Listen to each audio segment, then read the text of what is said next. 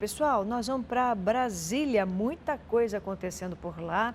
A Câmara dos Deputados aprovou a admissibilidade da PEC 32, que propõe reforma na administração pública, restringindo a estabilidade no serviço público.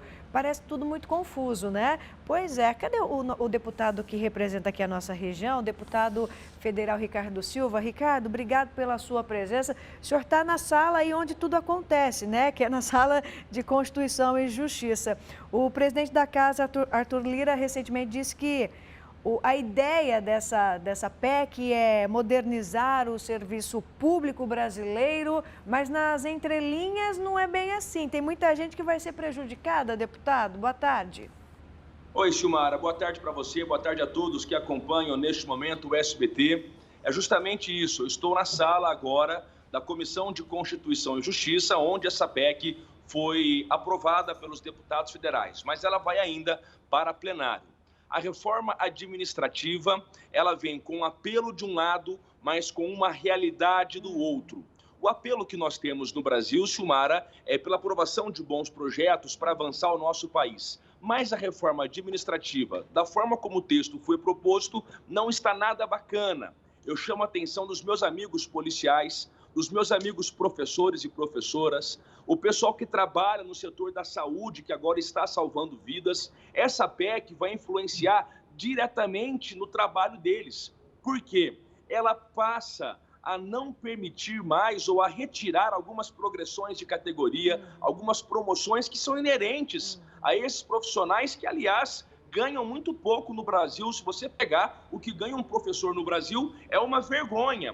Então, essa PEC da reforma administrativa, além disso tudo, acaba com a instabilidade no serviço público, e isso dá medo.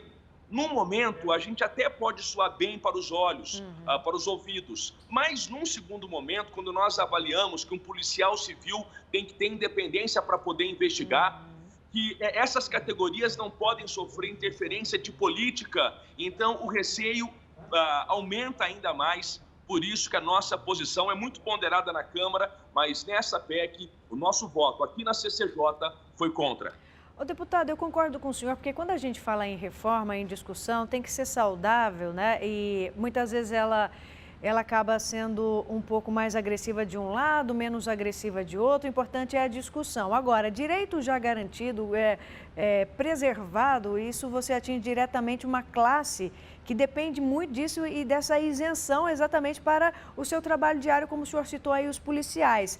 De uma maneira geral, para a gente fazer uma comparação, o senhor citou policial, falou dessa questão da liberdade, a questão da independência, né, na sua função. Mas, por outro lado, por exemplo, a reforma, ela não atinge quem? Juízes, promotores, aqueles que ganham os mais altos salários. Pois é. Eles estão fora das restrições, políticos também estão fora das restrições da reforma administrativa. Nós temos uma pirâmide do serviço público no Brasil, Silmara, e essa reforma está beneficiando o topo da pirâmide, que são aqueles que já recebem mais, que já ganham no teto, e ela está trazendo prejuízos para a base dessa pirâmide. É bom mostrar, é bom ser didático, porque o professor da rede pública, e aí quem tem um parente que dá aula em escola estadual, o policial militar, o policial civil, o servidor da justiça, aquele que é da saúde, o auxiliar de enfermagem, o técnico de enfermagem, falar que esse pessoal recebe benefícios, olha, chega até a ser um contrassenso. Quem trabalha em posto de saúde tem que cumprir jornada dupla, tripla, para conseguir colocar arroz e feijão dentro de casa. E você observar que promotores de justiça, que juízes de direito, com todo respeito, são pessoas qualificadas, pessoas sérias, mas falar que essas categorias, e não é nada pessoal contra ninguém, mas falar que essas categorias não vão entrar na reforma administrativa, porque são carreiras típicas de Estado. Mas e os professores, como é que ficam? E os policiais, os garis, o pessoal da saúde? Então, essa diferença também machuca, por isso que eu não aceitei esse texto aqui na Câmara. O senhor já se posicionou, não aceitou. Ela passou pela Comissão de Justiça, ou seja, ela foi entendido pelos colegas do senhor que ela é constitucional, ela vai para plenário. Internamente aí, o senhor acha que ela passa fácil, deputado? Não passa fácil, está com dificuldade, porque muitos deputados vão ter que prestar conta com seus eleitores. Eu digo o seguinte, Silmara, o político, aí pegando o vereador e aí o deputado, ele é representante do povo, tem que representar o povo, ele é empregado do povo.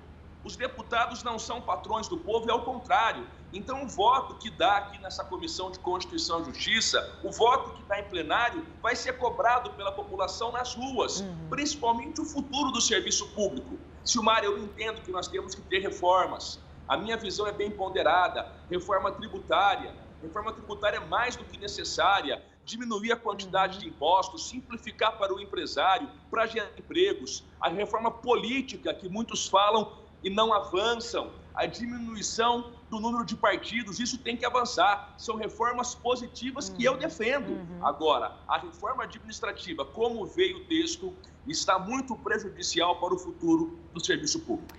Deputado Ricardo Silva, obrigado pela presença do senhor. Bom trabalho. Qualquer novidade, nos mantém informados por aqui, viu?